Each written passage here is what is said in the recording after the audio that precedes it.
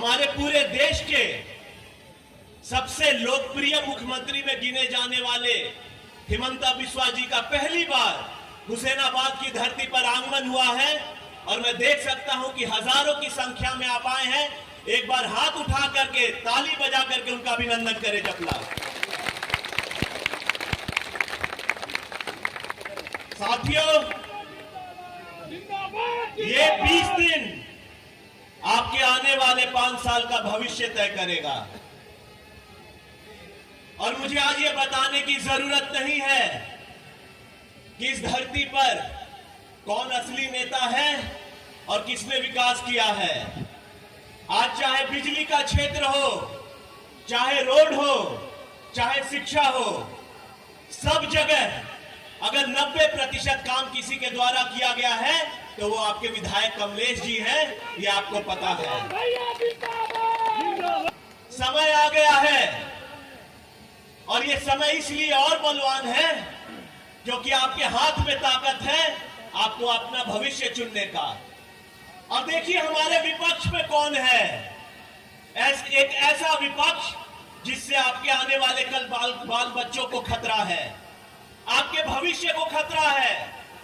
देखिए क्या हो रहा है झारखंड में, हमारे गठबंधन के खिलाफ, एनडीए गठबंधन के खिलाफ यूपीए गठबंधन खड़ा है और वो क्या कर रहा है। विकास की बात तो आपको पता ही है।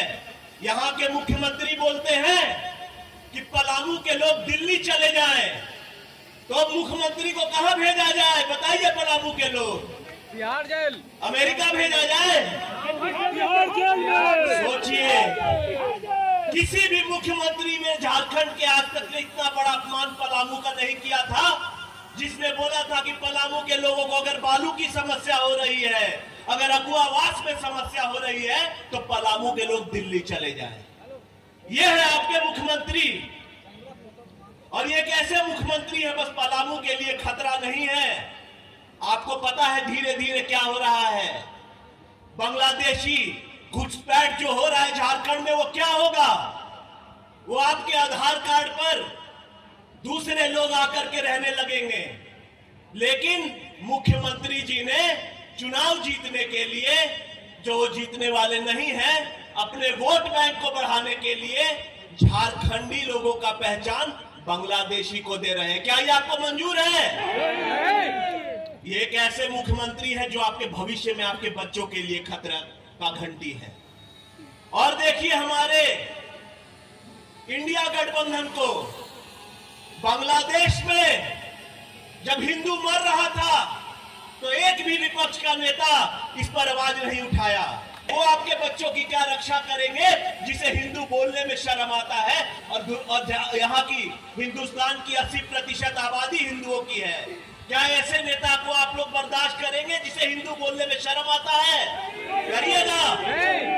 क्या एक ऐसा मुख्यमंत्री आपका रक्षा कर सकता है? क्या कोई ऐसा इंडिया गठबंधन आपका रक्षा कर सकता है जो आपके बच्चों के वजूद को अपनाने के लिए तैयार नहीं है? अपने अंदर झांकिए, ये कोई साधारण चुनाव नहीं है। सबको पता है कि हिमंता बिस्वा जी ने हिंदुत्व के बारे में कितना खुल करके बोला है। और हिंदुत्व है क्या? हमारे प्रधानमंत्री बोलते क्या है, वासुदेव कुटुंबकम, वर्ल्ड इज वन। साल में यहाँ के हालात बदलेंगे और तभी यहाँ का सबसे जो प्रमुख मुद्दा है, मैंने आपको वादा भी किया था कि 2024 में अगर आप विधायक जी को मौका देते हैं तो आपका भाई आपसे वादा करता है कि 2029 में अगर यहाँ रोजगार का कोई साधन नहीं होगा तो मैं 29 के चुनाव में आपसे वोट मांगने नहीं आऊंगा। ये मेरा वादा है। और ये आपको पता है कि हमने जो किया है, जो हमने बोला है वो किया है। तो साथियों, आने वाला 13 नवंबर आपके और आपके आने वाले भविष्य को तय करेगा। अगर आप चाहते हैं कि आपको एमआरआई कराने डाल्टनगंज नहीं जाना पड़े, अगर युवा चाहता है कि मुझे रोजगार मिले, अगर युवा चाहता है कि मुझे खेल का संसाधन मिले, अगर किसान चाहता है कि मुझे खेत में पानी मिले, और अगर आप सबसे बड़ी चीज, इस 5 साल में कितनी शांति थी आप देखिएगा। इक्का दुक्का अगर बात छोड़ दीजिए तो हुसैनाबाद के इतिहास में ये 5 साल सबसे अच्छा समय रहा। कोई गुंडागर्दी नहीं हुई, कोई दंगा फसाद नहीं हुआ। मैंने जीतते ही इस मंच से बोला था कि अगर सबसे अमीर भी गलती करे तो उसको भी सजा मिलेगा और सबसे गरीब भी गलती करे तो उसको भी सजा मिलेगा। कानून एक बराबर है। और यही डर था कि आज देखिए 5 साल तक कितना अच्छा से हम लोग का क्षेत्र चला है, हर गांव में शांति रही है। नहीं तो अगर ये लोग आते थे तो आपको पता है रात को क्या होता था, दारू पी करके गुंडागर्दी होती थी, गरीबों को कुचला जाता था। और जहां तक ब्लॉक की बात है, भ्रष्टाचार की, मुझे पता है बालू का, अबुआवास का कितना आप लोगों को दिक्कत हुआ है, लेकिन ये दिक्कत हम लोग के माननीय मुख्यमंत्री हेमंत सोरेन जी द्वारा किया गया है। सोचिए एक ऐसा सरकार, जब 1 महीना हो चुनाव में तो मैया योजना, सैया योजना, ये योजना, 5 साल तक आप कहां थे? 5 साल तक अगर आप हमारे मैया का सम्मान किए होते तो मैं इस मंच से आपको तारीफ करता। ये ऐसे धोखेबाज हैं कि ये आपको कल फिर अगर इनको मौका मिल गया तो ये कोई योजना नहीं होने वाली, आपको भी पता है। और हर गरीब बालू के लिए जो तड़पा है, जो अपना कॉलोनी के लिए तड़पा है, जो अपना ब्लॉक में पैर घसीटा है, उसको पता है कि हेमंत सोरेन ने उनके साथ क्या किया। क्या आप सब तैयार हैं हेमंत सोरेन को उखाड़ के फेंकने को?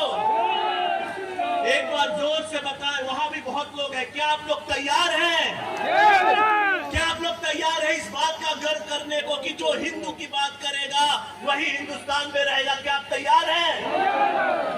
तो सादा, और अगर हम एक नहीं रहेंगे तो हम सब कटेंगे। क्या आप जानते हैं इस बात को कि नहीं?